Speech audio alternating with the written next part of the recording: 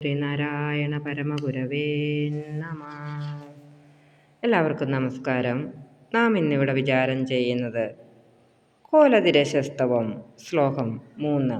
നമുക്ക് ആ ശ്ലോകമൊന്ന് ശ്രവിക്കാം.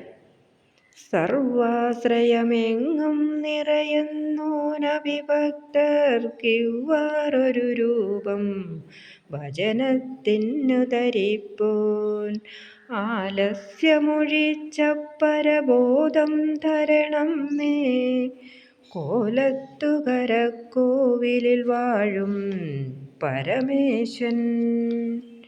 ഇനി നമുക്ക് അതിൻ്റെ അർത്ഥമൊന്ന് നോക്കാം. സർവത്തിനും ആശ്രയമായി എങ്ങും നിറഞ്ഞിരിക്കുന്നവനാണ് ഭഗവാൻ.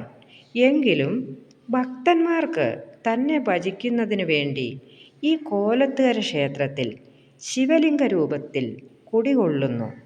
അങ്ങനെയുള്ള ഭഗവാൻ എൻ്റെ എല്ലാ അജ്ഞാനങ്ങളും ഒഴിച്ച് ആ പരമമായ ബോധം അഥവാ ബ്രഹ്മജ്ഞാനം നൽകി എന്നെ അനുഗ്രഹിക്കണമേ, എപ്പോഴും കാത്തു പരിപാലിക്കണമേ. ഓം ശ്രീനാരായണ പരമഗുരവേ നമഃ.